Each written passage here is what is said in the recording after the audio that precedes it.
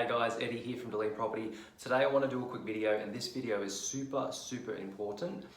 Today we're going to be talking about loan to value ratios, or in short, they're known as LVRs. And throughout building my portfolio to 16 properties, by the time I'm 27 at the moment, and I have 16 properties in my property portfolio, one of the facets of property investing and building portfolio, creating wealth and making money is it comes down to a lot of different facets basically, but one of them is understanding finance and understanding LVRs and being able to use that to your advantage.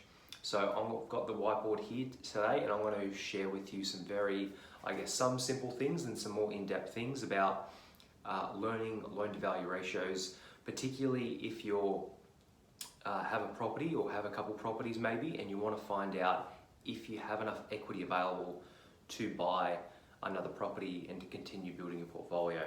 So what a loan to value ratio is, it's basically, in a nutshell, it's basically the value of the property compared to the loan of the property. So, and it's all done in percentages. So the only thing at school I was good at was basically the beginning stages of math. So percentages, plus, times, all that kind of stuff.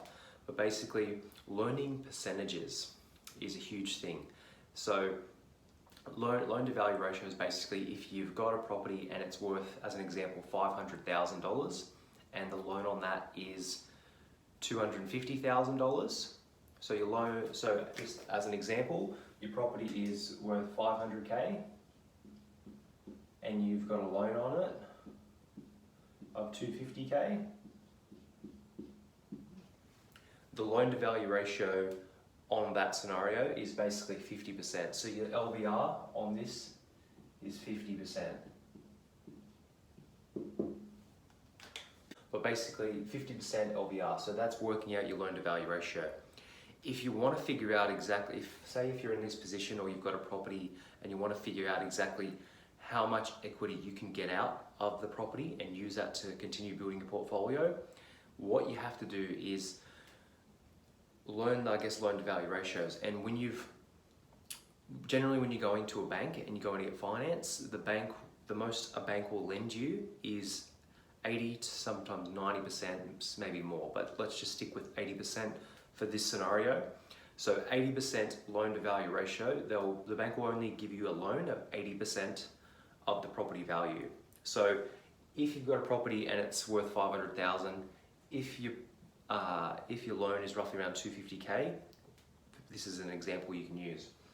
How much equity you'd be able to use to have available. A lot of people look at this scenario and say, oh, you've got a loan of 250,000 and your property is worth 500,000. So you've got 250K of equity you can use to buy the next property. That's incorrect. That is incorrect. You cannot use all of that $250,000 to buy the next property.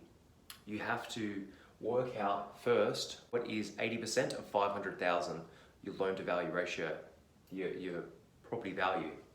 So right off the top of my head, working out 80%, how I do that is first to find out what's 10% of 500,000. That's 50,000, and then I times it by 2. So 50,000 times 2 is 100,000, so that's 20%, and then minus 20% from the property value.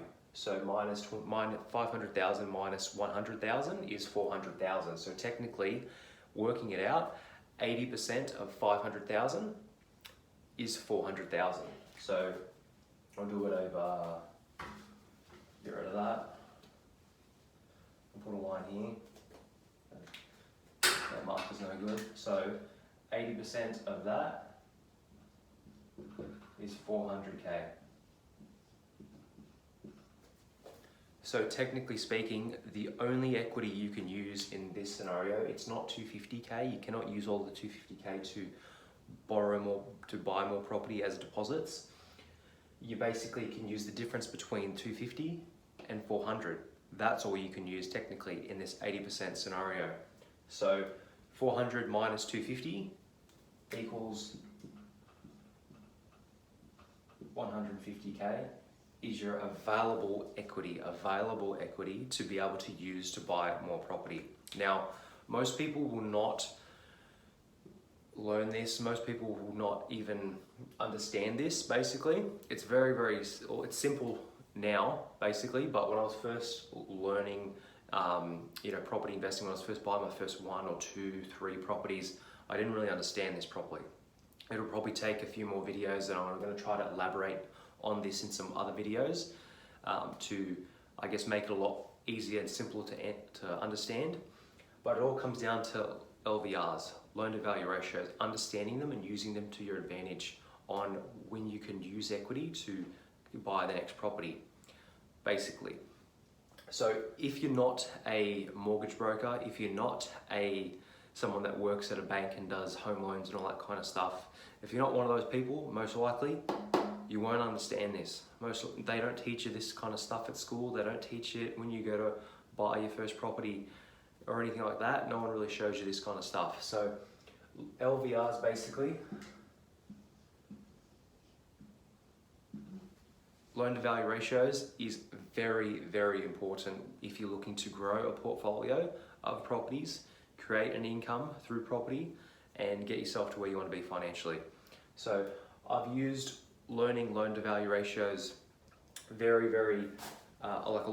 many times. As an example, we'll get rid of all this.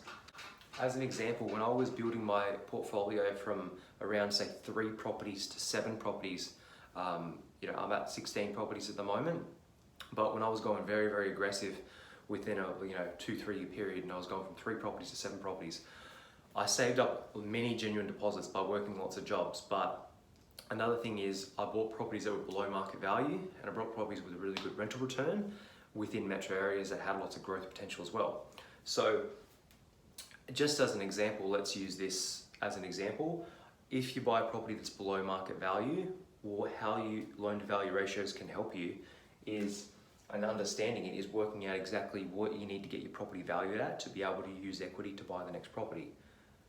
So I'll try to simplify it a little bit. Basically, there'd be many times where I buy a property for 200K, and I knew comparable sales out there in the market were selling for 225, 235, 242, 245, all that kind of stuff. So they had comparable sales within the same, street complex, unit complex, townhouse complex, whatever it was, but it was just basic.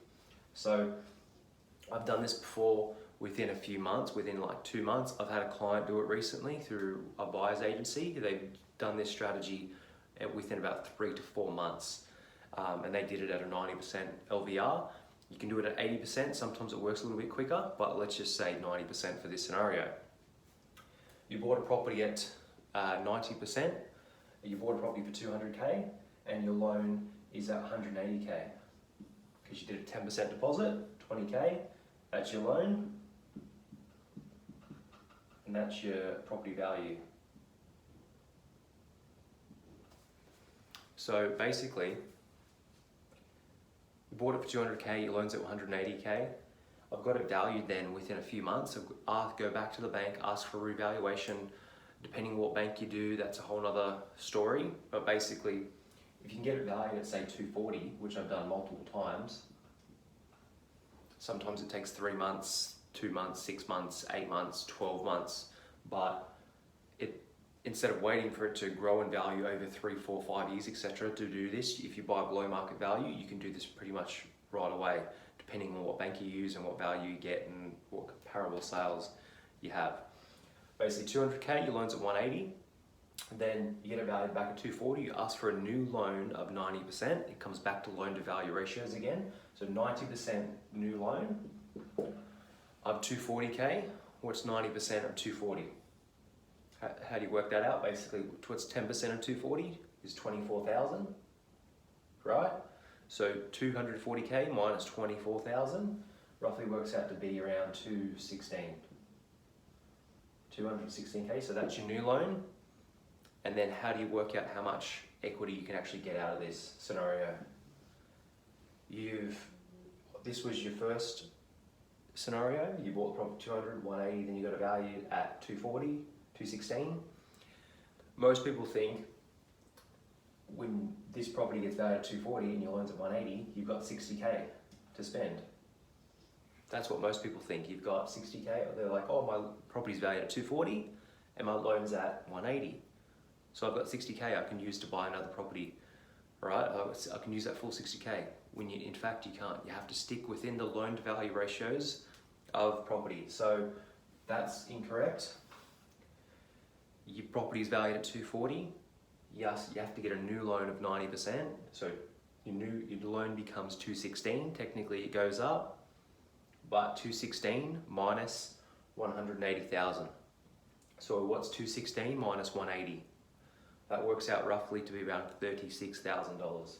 So 36K is what you can use to fund the next property. Not 60, 36. So that's the big difference. If you don't fully understand loan to value ratios, it can really hold you back when growing a property portfolio. This is just an example. It's a very small example on properties around 200K. That could be a townhouse or a unit in Brisbane, Adelaide, whatever. This works with houses as well for 300, 400, 500, 600K. This is just a simple example that I'm showing you today. So once again, loan to value ratios are very, very important. If you're looking to grow a property portfolio, you must get your head around loan to value ratios. So I hope this video has helped. If you do have any questions at all about learning about property investing, buying property in general, or learning a little bit more about finance, I don't have any certificates in finance, but what I do have is the experience from building my own property portfolio, from starting from scratch to getting to 16 properties by the time I was 27. So I'll leave this information with you. I hope this helps you grow your portfolio and get you to where you want to be. Until next time, thanks for watching, and I look forward to chatting to you soon.